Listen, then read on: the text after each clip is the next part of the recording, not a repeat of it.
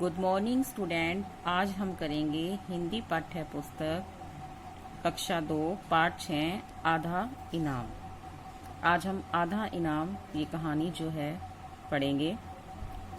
इस कहानी में राज दरबारों में फैले भ्रष्टाचार को उजागर किया गया है। यह समस्या वर्तमान समय में भी बनी हुई है।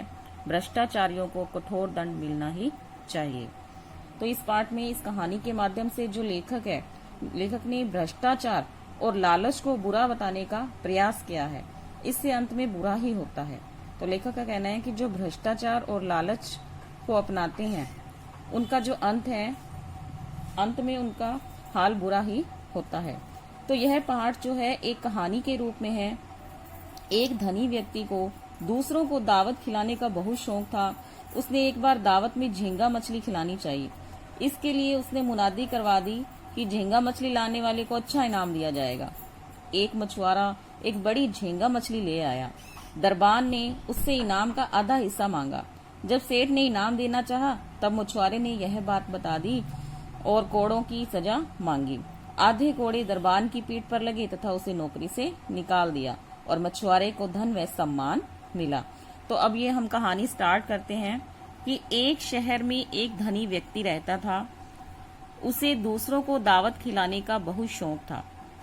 एक दिन उसने एक बड़ी शानदार दावत का प्रबंध किया। दावत क्या होता है? भोजन होता है, जो खाने की चीजें होती हैं वो उसमें दावत होती है। उसने दावत में लोगों के लिए तरह तरह के स्वादिष्ट व्यंजन बनवाए। व्यंजन मतलब खाने की जो चीजें हैं वो बनवाई। लेकिन वह उस दावत में अच्छी मछली का प्रबंध नहीं कर सका। इसीलिए उसने झींगा मछली लाने वाले को अच्छा इनाम देने की घोषणा कर दी।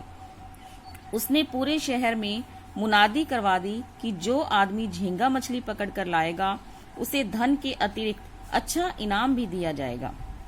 इस घोषणा को सुनकर एक मछुआरा नदी पर गया और शीघ्र ही एक बड़ी झींगा मछली पकड़कर ले आया।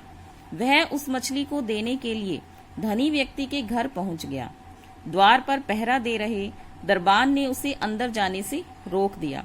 वह बोला, ठहरो, तुम अंदर नहीं जा सकते। क्यों? मछुआरे ने हैरान होकर पूछा। मेरी इच्छा, पर तुम एक शर्त पर घर के अंदर जा सकते हो। वह क्या शर्त है? मेरी शर्त यह है कि सेठ जी तुम्हें जो इनाम दें उसका आधा हिस्सा मुझे देना होगा। मुझे स्वीकार है। इतना कहकर मछुआरा मछली को लेकर धनी व्यक्ति के घर के अंदर चला गया। तो झींगा मछली को देखकर सेठ बहुत खुश हुआ। उसने अपने मुनीम को बुलवाया और मछुआरे को काफी धन और इनाम देने की आज्ञा दी। मछुआरे ने इनाम में धन लेने से मना कर दिया और कहा, सेठ जी, मुझे इनाम में धन नहीं 100 कोड़े चाहिए जो मेरी पीठ पर लगवाए जाएं। मछुआरे की बात सुनकर सेठ को बहुत आश्चर्य हुआ, हैरानी हुई उसे। वह सोचने लगा कि यह मछुआरा अवश्य ही पागल मालूम पड़ता है। तो उसने सोचा, सेठ धनी व्यक्ति ने, कि लगता है ये मछुआरा पागल है जो इनाम के बदले कोड़े मांग रहा है, जो इनाम में धन न लेकर 100 कोड़े मांग रहा है। कुछ देर सोचने के बाद सेठ जी ने अपने एक नौकर को मछुआरे की पीठ पर 100 कोड़े मारने का हुक्म दे दिया। नौकर ने मछुआरे की पीठ पर कोड़े मारने शुरू कर दिए। अभी मछुआरे की पीठ पर 50 कोड़े ही लगे थे कि मछुआरे ने नौकर को कोड़े मारने से रोक दिया। उसने सेठ से दरबान को बुलवाने की प्रार्थना की। सेठ ने तुरंत दरबान को बुलवाया। जल्दी ही उसने दरबान को बुलाया। उसको देखकर मछुआरा हंसा और बोला, सेठ जी, बाकी 50 कोड़े दरबान की पीठ पर लगवाए जाएं। क्यों? सेठ ने पूछा। इसने मुझसे आधा इनाम लेने की शर्त रखकर ही मुझे आपके घर के अंदर आने दिया था, मछुआरा बोला। मछुआरे की बात सुनकर सेठ बड़े असमंजस में पड़ गया, मतलब दुविधा में पड़ गया कि उसने मछुआरे से पूरी बात सुनाने के लिए कहा। मछुआरे ने शुरू से अंत तक पूरा किस्सा सुना दिया, पूरी बात बता दी। तो मछुआरे की बात सुनकर सेठ को दरबार पर बहुत क्रोध आया। उसने दरबान की नंगी पीठ पर 50 कोड़े लगवाए और नौकरी से निकाल दिया। सेठ मछुआरे की ईमानदारी और सच्चाई से बहुत खुश हुआ। उसने उसे दुगना धन तथा सम्मान देकर विदा किया।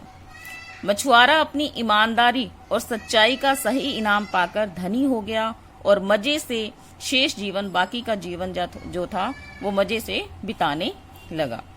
तो इस कहानी से हमें यह शिक्षा मिलती है कि हमें भ्रष्टाचार और लालच को छोड़ना चाहिए, भ्रष्टाचार के खिलाफ लड़ना चाहिए और जो लालची व्यक्ति हैं उनको सजा दिलवानी चाहिए।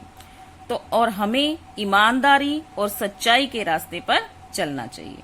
तो धन्यवाद बच्चों, इस कहानी को आप 2 बार पढ़ें। धन्यवाद।